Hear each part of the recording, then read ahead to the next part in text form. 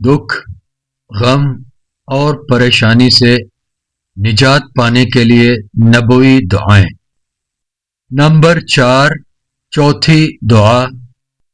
دعا سننے اور سیکھنے سے پہلے اچھی طرح سے سمجھ لیجئے اور اس پر ایمان رکھیے کہ اللہ کے آخری نبی کریم اور رسول عظیم محمد صلی اللہ علیہ وآلہ وسلم سے بڑھ کر کوئی بھی بہترین اور مکمل درست طور پر اللہ کی عبادت کرنے والا نہ کوئی تھا نہ کوئی ہو سکتا ہے۔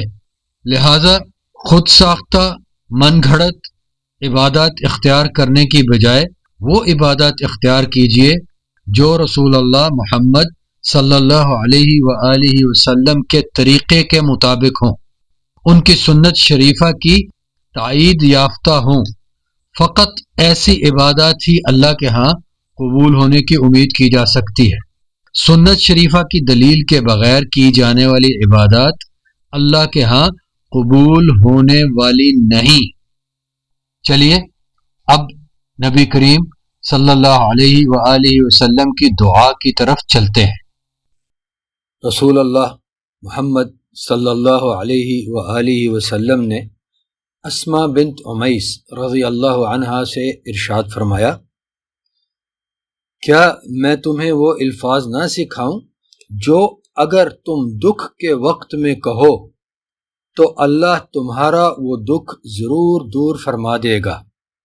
اور پھر یہ الفاظ بطور دعا سکھائے، اللہ اللہ ربی لا اشرک بہ شیئا، اللہ اللہ وہی میرا رب ہے، میں اس کے ساتھ کسی کو شریک نہیں کرتی یا کرتا۔ دعا پڑھنے والا اپنے جنس کے مطابق یہ لفظ ادا کرے گا۔ یہ حدیث شریف سنن ابو داؤد میں ہے، حدیث نمبر 1527، کتاب الوتر باب 26، امام الالبانی رحمہ اللہ نے صحیح قرار دیا۔ اللہ تبارک و تعالی ہم سب کی اور ہمارے سب کی تمام پریشانیاں اس کی رضا عطا فرماتے ہوئے دور فرمائے۔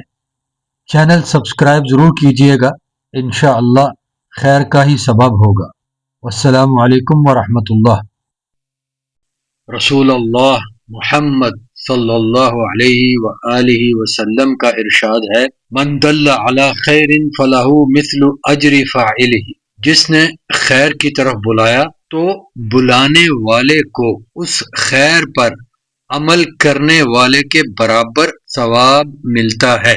یہ حدیث شریف صحیح مسلم میں ہے، حدیث کا نمبر ہے 1893، کتاب الامارہ باب 38۔ اس چینل میں اللہ عز و جل اور اس کے آخری نبی کریم اور رسول عظیم محمد صلی اللہ علیہ وعلی آلہ وسلم اور ان کے صحابہ رضی اللہ عنہم اجمعین کی تعلیمات کے مطابق خیر کی دعوت نشر کی جاتی ہے۔